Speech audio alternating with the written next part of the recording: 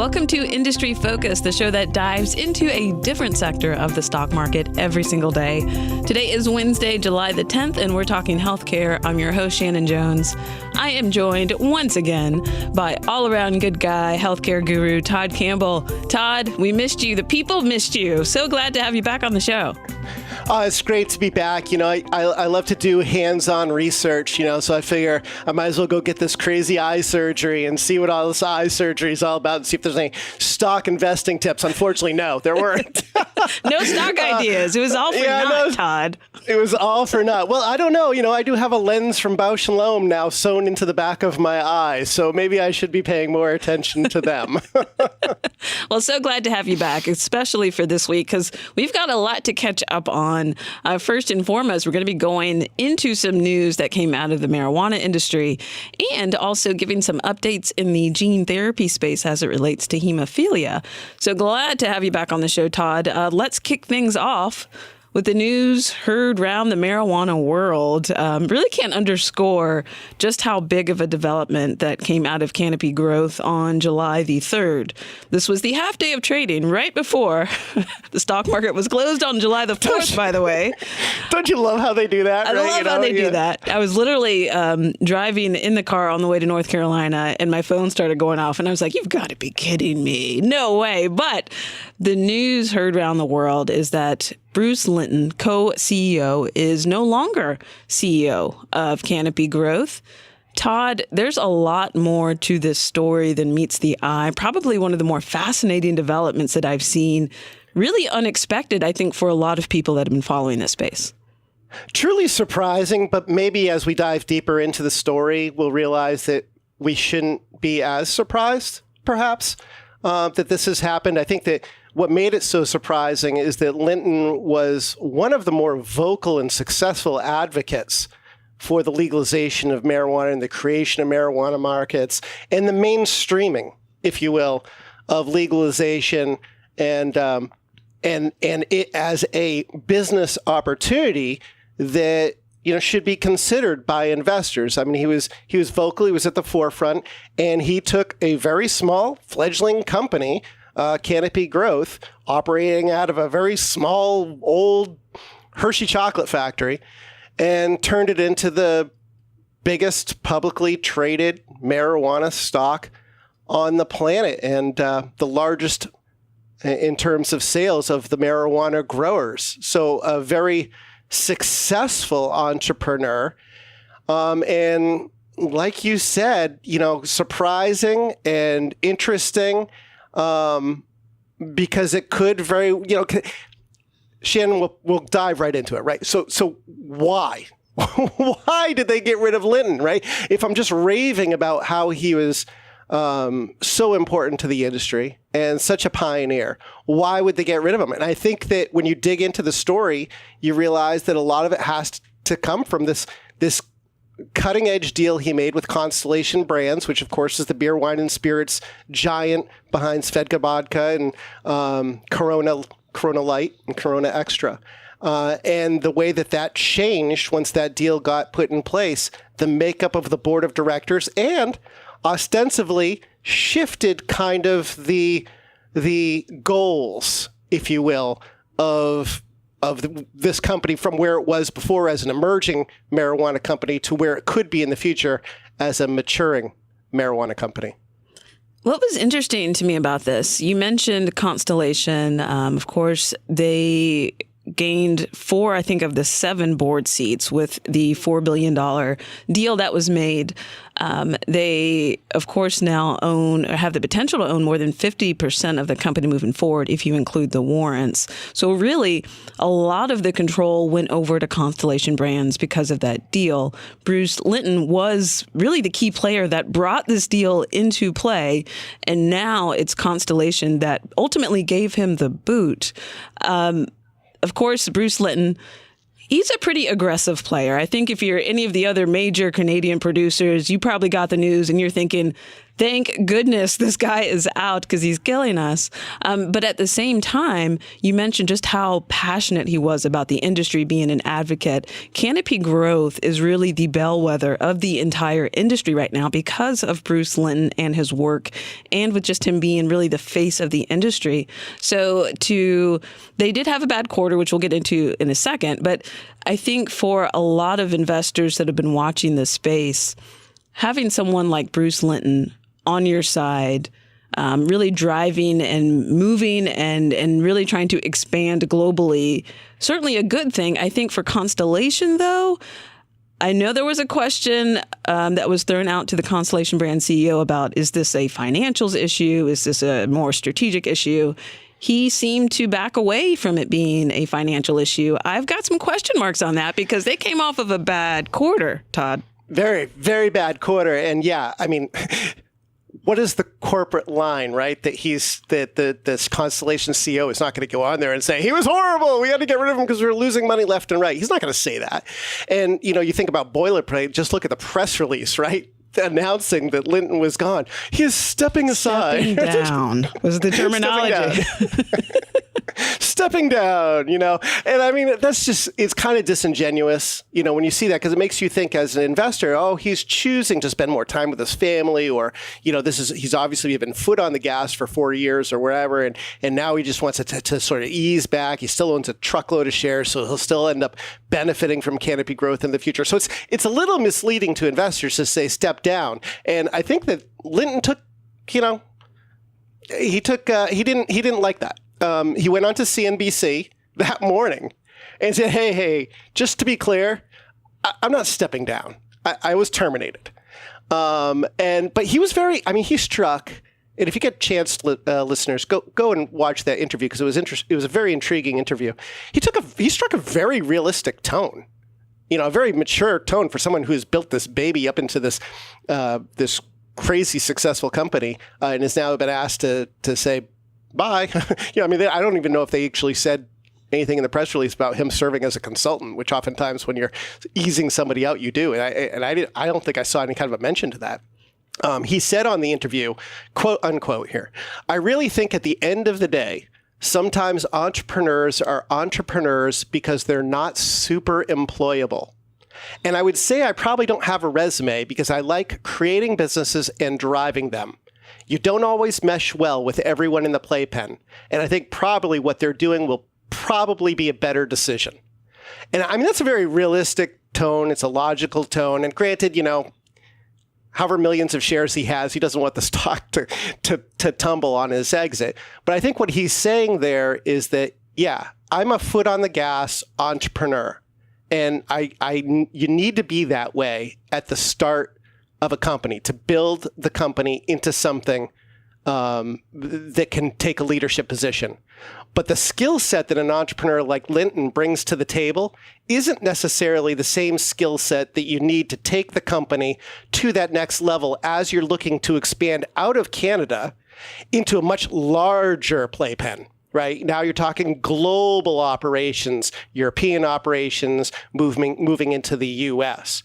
So I think that there's that component to it, and then in the back of your mind, like you said, well, it wasn't the financials, says the CEO of Constellation Brands, but he was obviously not happy about the fact that he took a 20-cent hit to his earnings last quarter because of that $174 million operating loss that Canopy Growth reported in the quarter, which was just a massive loss.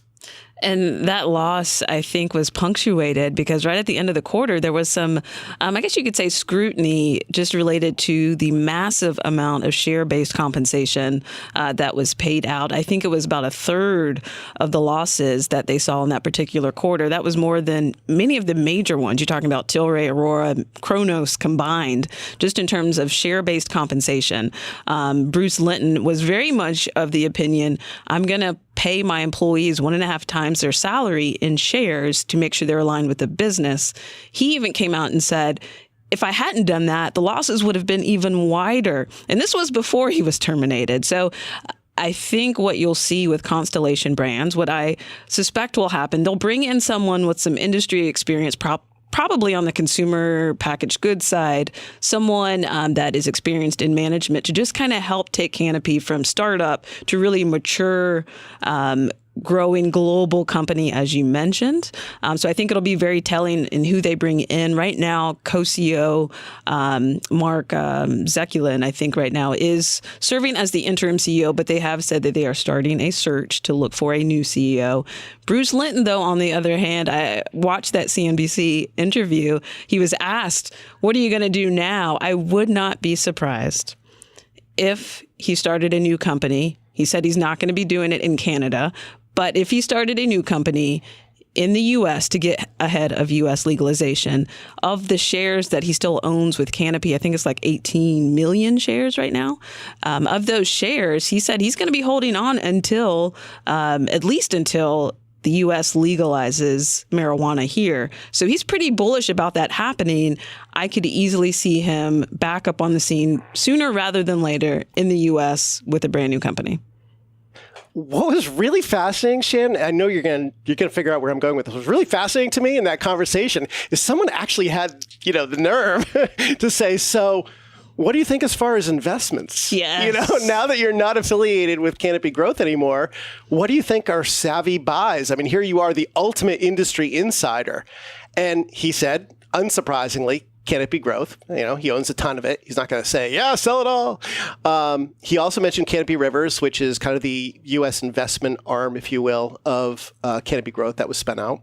And then he mentioned Organogram, which could be the very biggest takeaway for all of our listeners here at the Motley Fool to take a very close look at Organogram. Because if someone like Bruce Linton is saying, this is one of the best operators out there, and you want to try and have a diversified portfolio of marijuana stocks across a few different of these players, maybe Organogram is one to think about adding to a portfolio alongside Canopy Growth. Because again, Shannon, this news took the market by surprise. Shares are trading at a discount. I think we're probably like 20% off the high. I think we're below $40 a share now on Canopy Growth. So theoretically, you could buy Canopy Growth on sale. You could buy Organogram on sale. Yeah, I think that's a very smart play. Organogram right now, one of the most efficient operators in the Canadian space. And they've really cornered a particular section of the market in Canada as well. So that was a huge takeaway coming out of that interview. I think there's just going to be so much. We'll have to wait and see with what happens with Canopy Growth moving forward. I do think you'll have a very different company that's not going to be as aggressive without Bruce Linton behind the helm. But ultimately, I'm really, really curious to see where Bruce Linton ends up next. And we'll be sure to keep all of our listeners up to date as soon as we find out. But with that, let's shift gears. Let's talk about gene therapy, Todd, because we got some news coming out of the ISTH conference, also known as the International Society of Thrombosis and Hemostasis Congress in Australia. Specifically, we got key updates in the race to get a gene therapy to market for hemophilia. Todd, before we dive into the updates, though, can we just give everybody a brief overview of what hemophilia actually is? Right. So you have hemophilia A and hemophilia B, and both of those diseases are characterized by an inability to produce a particular clotting factor. In the case of hemophilia A, it's clotting factor 8. In the case of hemophilia B, it's clotting factor 9. There are about 300,000 hemophilia A patients in the world. About half of those have severe or moderate disease, so 150,000 that require significant intervention, usually in the form of prophylactic infusions of that missing factor, the missing factor 8. There are about 30,000 hemophilia B patients, and most of those patients do require some amount of infusions. And the real risk to these patients is that left untreated, if they cut themselves, they fall, they have a break, they start bleeding, their blood can't clot. It's obviously a very emergent situation. If they have to have surgery, all of these things come into play. So the goal over the past decade or so, there's been some pretty big advances. The goal has been, okay, let's figure out better ways to improve quality of life by allowing patients to have fewer infusions of these missing factors, clotting factors. But because those infusions have to happen so often, Shannon, it's a very expensive disease. in its prime as a result to be disrupted by gene therapy. I want to say that, you're talking about $500,000 for some of these drugs per year. And if you have a situation that's emergent, then you could easily surpass $1 million in these indications. So the ability to come up with a one and done type gene therapy that restores natively in vivo the production of those factors is it's wow, potentially a huge advance for payers, for patients, for the entire system. And it's so encouraging to see and to hear about updates from multiple companies going after these one and done type of treatments. Granted, there's some questions about just how durable the response is for some of these treatments right now being studied. But just to know that we're at a place where potentially a patient could have a one and done gene therapy is just tremendous. Let's dive in with the first company, Sangamo Therapeutics. For our listeners out there, that's ticker symbol SGMO. They're partnered with Pfizer, a bit behind the competition just in terms of where they're at in their clinical trials, but they did give some updates in the conference related to their phase 1/2 trial. Todd, what do we see there? Sangamo has been such a battleground stock, and I'm sure investors who are listening have very strong opinions on both the bull side and the bear side of this. I guess we'll try and keep it to just the facts of what we're seeing within this gene therapy and the update that they provided at the conference. They've just started dosing a few of these patients with their SB525 for severe hemophilia A. So that's the larger of the two patient populations that we were talking about. So we're trying to restore factor VIII production in these patients. Two patients that were treated at the 3E13 dose. I'm just going to say 3E13 dose. They achieved normal sustained factor VIII production levels. That's great. With no reporting bleeding events and no need for factor infusions during the first after 24 weeks following that dose.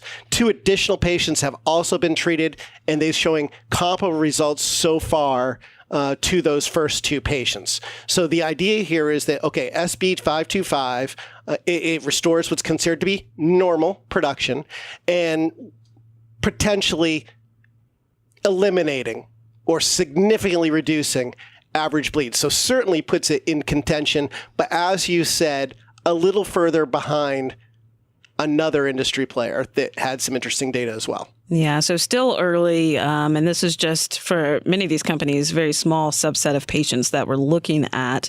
But looking at the dosing plus lack of bleeding events, it does seem promising, particularly at 24 weeks. And now that Pfizer has former FDA Commissioner Scott Gottlieb on its board, I'd say prospects look even more promising for Sangamo right now, too. Yeah, that's a great point. And, it sparked a lot of the addition of Gottlieb to the board did spark a lot of interest in saying, well, what does this mean? Could Sangamo eventually be an acquisition target of Pfizer? I don't know. It's too early to say that, right? I mean, you got to get way further into the trials and test more people and get multi-year data, at least a year's worth of data before you can draw those conclusions. I mean, if you look at BioMarin, who put out data at the conference as well, I mean, they were able to provide, information all the way out to 3 years post-dosing. So like you mentioned earlier in the program, you said, durability is an issue. And with gene therapies, right, that's part of the pricing structure. We know we're going to save you $500,000 a year on the prophylactic treatments. So how do we price that drug? Do we price it at 3 years worth of treatments and say, well, okay, give us 1.5 million? Or do we say, okay, well, if you're going to live 30 years, how much do you price that? And I think it's going to come down to durability, like we saw with Bluebird Bio when they launched their drug. And they said, hey, yeah, we're going to charge 1.8 million, but we'll spread it over X number of years as long as the drug is working. Maybe we'll see a similar thing with these gene therapies in hemophilia, where they say as long as it's working, you keep paying us over a certain period of time, some big number. And this is a $5 billion market. So there's a lot of money up for grabs for these companies. And BioMarin, they're likely to be the first to market, Shannon. Yeah, they're likely to be the first to market with their lead drug, Valrox, for hemophilia A. We talked about this on the show, I believe back in May, Todd. You and I kind of broke down what we were seeing. But as you mentioned, even in May, it was kind of a mixed bag of results because there were some questions just about durability and pretty impressive response rates, but just how durable were those response rates? And so for a lot of these companies, you talked about pricing becoming a factor of durability. When you look at the landscape in the field, when you add in more competition with similar efficacy, it is going to be about durability, and that's going to further put price pressure on pricing moving forward too. So to see a company like BioMarin, and that's ticker symbol BMRN, ahead of the field, likely to be the first, you do have to be very, very mindful of that durable response effect that we're seeing. Yeah, so what BioMarin said is they will file for FDA and EU approval of Valrox in the fourth quarter of this year, which means that you could get a decision if they expedite it as soon as early, say June or July. It depends on the timing, obviously, for when they file, but 6 to 10 months after that is when you'd get the FDA to weigh in on it. In 7 patients, 86% were bleed-free for 3 years. To me, that's pretty impressive. Even though you're showing lower levels of factor expression in these patients, general thinking among clinicians is that if you're expressing at 12% or so, then you're fine. You're probably not going to need a lot of infusions or tremendous risk for bleeds. So, yeah, okay. So let's watch the duration. They're going to file at the end of the year. They'll file if they win approval. Potential to significantly capture a lot of this money. We'll also have to see whether or not, we didn't get an update from Spark Therapeutics, which is being acquired by Roche. They also have a Hem-A drug that's put up, gene therapy that's put up similar kind of results so far. So it's a horse race. You've got a few different players. Each of their viral vectors, the way they engineer them are a little bit different. It'll be interesting too, Shannon, to see whether or not can you follow one of these up with another one. So let's say the durability wanes and you're no longer paying for this BioMarin's and Sangamo's comes to market.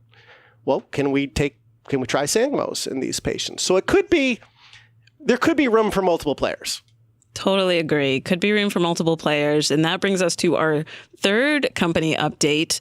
And this is uniQure, and that's ticker symbol QURE. Been a bumpy road for this gene therapy player over the years. For our listeners who are not aware, this was actually the company that created and launched the first gene therapy, Glybera, back in 2012. But due to some commercial issues, mainly that $1 million price tag that was on it, never really got off the ground. But uniQure has really come back around, has really focused on hemophilia. And I've got a couple of other programs too, but hemophilia is really where they are targeting with their lead product, AMT 061. That's their next gen. And then they've got AMT 060 that they're building off of. What did we see in terms of results there, Todd? All right, so this one is actually for Hem B. So the other two were updates for Hem A. This is for Hem B, so the smaller patient population, like I said, about 30,000 people that could theoretically benefit from it. They updated the phase 2B trial. 3 patients. They achieved factor 9 activity of 45% average at the 36-week mark. So again, above 12%, probably pretty good result. As a result, there were no bleeding events. There was no need for infusion in any of these patients. That's great. That's what you would want to see.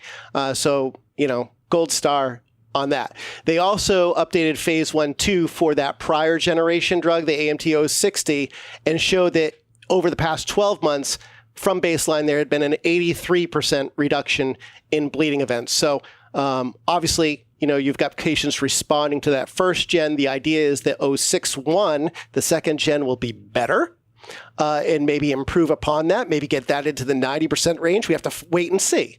There's a phase 3 trial that started enrolling patients earlier this year of 061. So we're going to want, as investors, to keep an eye out for any kind of interim data that gets released sometime in the next 12 months from that trial, because that will be our best clue for whether or not uniQure is in a great shape here in that indication. It doesn't have it all alone, though, because Spark Therapeutics is also, which again being acquired by Roche, also developing its own hemophilia B gene therapy as well. And this company also made headlines, I believe it was in June, for potential buyout rumors. Apparently, the company is exploring a sale earlier this year with Roche and Spark announcing their acquisition. I think it just brought renewed focus into this space. A lot of analysts believing that this is the next company to be acquired by one of the major biopharma players that is looking to beef up its gene therapy plays. So we'll have to wait and see there. But of course, I mentioned they've got trials for Huntington's disease that they've just started and congestive heart failure as well. So yeah, a lot to look here, and will be really interesting to watch. Yeah, in a sidebar, too, because we're talking about that acquisition and you're starting to say, hey, what's going to happen here from here? Probably going to want to take a look at some of these other players that are selling and marketing the prophylaxis infusion medications at this point, because this, again, $5 billion, these companies do not want to give that up. So they were probably the ones who are going to be most eager to step in and buy these smaller clinical stage companies. Great point. So a lot to look forward to, a lot to keep our listeners up to date on. And again, if you take a step back, it's really just amazing to see how far we've come with gene therapy, especially in hemophilia. So really exciting 2020 up ahead. But for you and I, Todd, that'll do it for this week's Industry Focus. I want to thank all of our listeners for tuning in. And as always, people on the program may have interest in the stocks they talk about, and the Motley Fool may have formal recommendations for or against. So don't buy or sell stocks based solely on what you hear. This show is being mixed by Austin Morgan. For Todd Campbell, I'm Shannon Jones. Thanks for listening, and full on.